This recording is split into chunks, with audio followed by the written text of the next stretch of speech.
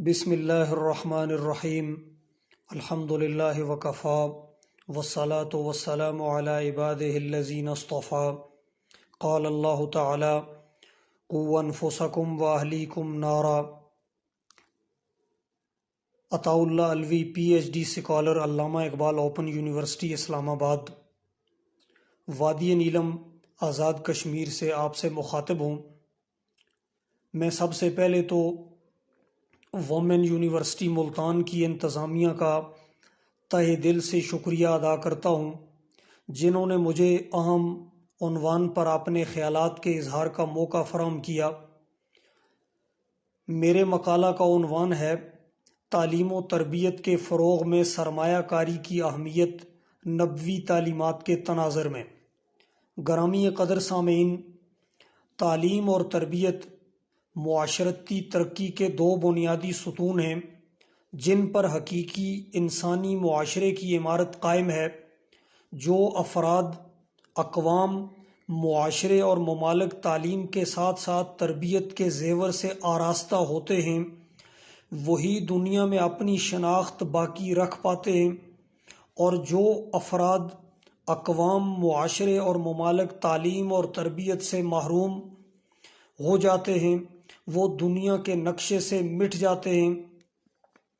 اگر ہم مملکت خداداد پاکستان کے نظام تعلیم و تربیت کا جائزہ لیں تو ہمیں معلوم ہوتا ہے کہ ایک طرف دنیا میں صنعتی انقلاب کا سیل رواں ہے، اور دوسری جانب لارڈ میکالے کا بوسیدہ نظام تعلیم۔ ایک جانب مصنوعی ذہانت، آگمنٹڈ انٹیلیجنس کے ذریعے سائنسی انقلاب کو دنیا پر مسلط کر دیا گیا ہے، اور دوسری جانب تعلیم پر عالمی معیار سے بھی کم خرچ کیا جانے والا بجٹ۔ ایک جانب ترقی یافتہ ممالک اپنے بجٹ کا 70% حصہ تعلیم پر خرچ کر رہے ہیں، اور دوسری جانب تعلیمی بجٹ کو بے فائدہ قرار دے کر نوجوان نسل کی صلاحیتوں کو جامد کرنے کی سعی کی جا رہی ہے۔ ایسے حالات میں ہمیں نبوی تعلیمات کو ملاحظہ کرنا ہوگا تاکہ ہم تعلیمی اور تربیتی میدان میں عالمی اقوام کے شانہ بشانہ کھڑے ہو سکیں۔ قرآن مجید میں سورۃ التحریم آیت نمبر 6 میں اللہ تعالیٰ ارشاد فرماتا ہے، قوا انفسکم واہلیکم نارا، تم اپنے آپ کو اور اپنے اہل و عیال کو جہنم کی آگ سے بچاؤ، اور یہ بچانا تعلیم اور تربیت کے بغیر ممکن نہیں۔ سورۃ الطلاق میں ارشاد فرمایا، لِيُنْفِقْ ذُو سَعْةٍ مِّن سَعْتِهِ، صاحب استطاعت آدمی اپنی وسعت کے مطابق خرچ کرے۔ اللہ کے رسول نے ارشاد فرمایا، جسے امام ابو عبداللہ محمد بن اسماعیل بن ابراہیم بخاری متوفہ 256 ہجری اپنی کتاب صحیح بخاری میں 3551 نمبر روایت میں لائے۔ فرمایا، اذا انفق المسلم نفقته على اہلہ وہو یحتسبها کانت لہ صدقہ۔ جو مسلمان اپنی اولاد پر کار ثواب سمجھ کر خرچ کرتا ہے، گویا یہ اس کی جانب سے صدقہ ہے۔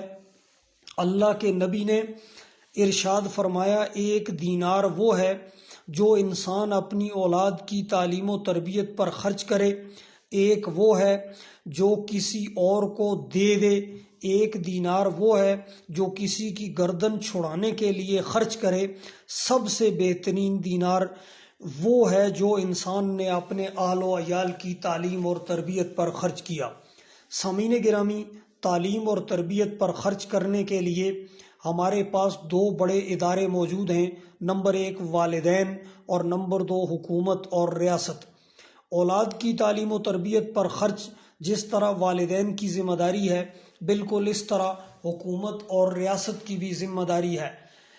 یہی وجہ ہے کہ جب اللہ کے رسول نے مدینہ میں اسلامی ریاست قائم کی، بدر کا جہاد ہوا اور اس میں 70 قیدی پکڑے گئے، تو اللہ کے رسول نے بحیثیت حکمران ان پکڑے جانے والے قیدیوں کا فدیہ یہ قرار دیا کہ وہ مسلمانوں کے بچوں کو تعلیم دیں گے، اور اس کے بعد خود آزادی حاصل کر لیں گے۔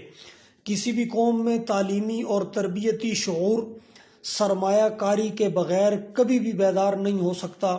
دنیا میں جہاں تعلیم کے شعبے میں سرمایہ کاری کی جا رہی ہے اور اس پر خطیر رقم دنیا اپنی خرچ کر رہی ہے، وہاں ہمارے ملک میں اس شعبے کو نظر انداز کیا جا رہا ہے۔ چائنا اپنے بجٹ کا 70% حصہ تعلیم اور تربیت پر خرچ کرتا ہے، جبکہ ہمارے ملک میں بھاری فیسوں، مہنگی کتابوں اور اسٹیشنری سے بچوں کو تعلیم سے دور رکھا جا رہا ہے۔ اگر منظم منصوبہ بندی سے ہم نے نسل نو کو تعلیم و تربیت پر توجہ نہ دی تو آنے والی نسلیں صفحہ ہستی سے مٹ جائیں گی۔ والسلام علیکم ورحمۃ اللہ وبرکاتہ۔